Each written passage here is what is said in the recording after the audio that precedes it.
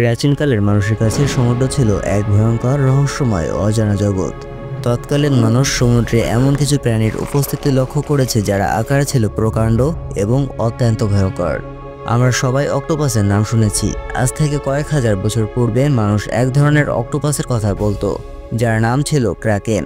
এই অক্টোপাসগুলোর আকৃতি ছিল অত্যন্ত বড়। বলা হতো এটি পুরো একটি আস্ত জাহাজ পানির নিচে টেনে নিতে পারত। তবে তৎকালীন সময়ে ক্রাকেন সম্পর্কে একটি কুসংস্কৃতি ছিল।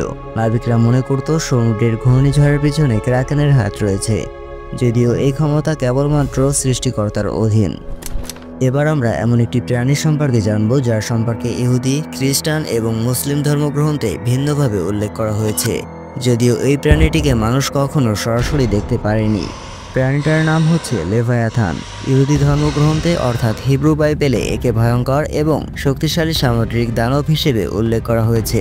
এর সম্পর্কে বলা হয়েছে একে কখনো বধ করা সম্ভব নয়। এর নিঃশ্বাস আগুনের মতো এবং শরীরের আঁশ এত শক্ত যে অস্ত্র এর শরীর ভেদ করতে পারে না। খ্রিস্টান ধর্মে একে ঈশ্বরের শক্তি প্রদর্শন কিংবা শয়তানের প্রতীক হিসেবে চিহ্নিত করা হয়। বাইবেলের পুরাতন নিয়মে এই প্রাণীটির নাম বারবার উল্লেখ করা হয়েছে। এর আকৃতি সম্পর্কে বলা হয়েছে এটা একটি সামুদ্রিক সাপ বা ড্রাগনের মতো এবং এই প্রাণীটিকে শুধুমাত্র ঈশ্বর বধ করতে পারবে। ইসলাম ধর্মে প্রাণীটির নাম সরাসরি উল্লেখ করা হয়নি, তবে ইসলামী ঐতিহ্য এবং ইতিহাসে এই প্রাণীটার সম্পর্কে ব্যাখ্যা রয়েছে। ইসলামী ঐতিহ্য অনুযায়ী এটি একটি বড় এবং ভয়ঙ্কর সামুদ্রিক দানব যা আখেরি তথা শেষ জামানার দিনের নিদর্শন। সিলা ছিল ইতিহাসের বহুমাথাওয়ালা এক ধরনের সামুদ্রিক প্রাণী, অনেকটা হাইড্রা ড্রাগনের মতো। ঢাকা বিশ্ববিদ্যালয়ে গেলে আপনি হাইড্রা ড্রাগনের কৃত্রিম মূর্তি দেখতে পারবেন। সিলা নামক সামুদ্রিক প্রাণীটা সাধারণত পাথরের গুহায় বসবাস করত। এছাড়া ক্যারিবডিস নামে অন্য একটি মনস্টার ছিল, যার সম্পর্কে বলা হয় এটা এত বিশাল আকৃতির ছিল যে এটা একটা আস্ত জাহাজ গিলে ফেলতে পারত। তবে সম্ভবত এটি একটি রূপকথার প্রাণী, যদিও সময়ের বিবর্তনে এই প্রাণীর সম্পর্কে এখন আর বেশি তথ্য পাওয়া যায় না। C serpent.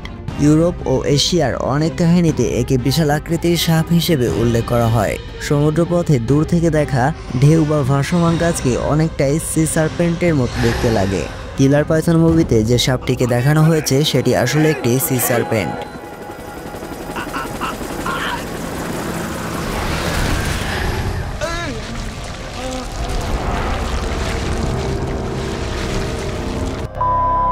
এবার আমরা কিছু লোককথার প্রাণী সম্পর্কে জানবো যাদের বাস্তবে কোনো অস্তিত্ব নেই।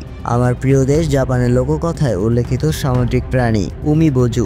কথিত ছিল এটি একটি বিশাল আকার ছায়ার মতো সামুদ্রিক প্রাণী যারা সমুদ্রে ঝড় তুলতে পারত এবং মনে করা হতো এরা নাবিকদের সঙ্গে কথা বলতো এবং যারা ভয় পেত তাদের জাহাজ ডুবিয়ে দিত। জাপানে এই লোককথার প্রাণীটি এখনও বেশ প্রচলিত আছে। আসপিডো চেলন মধ্যযুগের ইউরোপীয় বেস্টিয়ারি, যা ছিল এক বিশাল সামুদ্রিক কচ্ছপ বা তিমি। লোককথাটি এখন প্রায় হারিয়ে যাওয়ার কারণে এটি কচ্ছপ নাকি তিমি তার সম্পর্কে কোনো সঠিক তথ্য নেই। নাবিকরা একে দ্বীপ মনে করে তার উপর নেমে আগুন জ্বালাতো এবং তখন প্রাণীটি ডুবে যেত আর সঙ্গে জাহাজও ডুবে যেত। সর্বশেষ দুটি প্রাণী ছিল লোককথার প্রাণী এবং তার পূর্ববর্তীগুলো ছিল এমন সব প্রাণী যাদের সম্পর্কে কোনো ধর্মগ্রন্থে বলা হয়েছে কিংবা কোনো সম্প্রদায়ের ইতিহাসে উল্লেখ করা হয়েছে।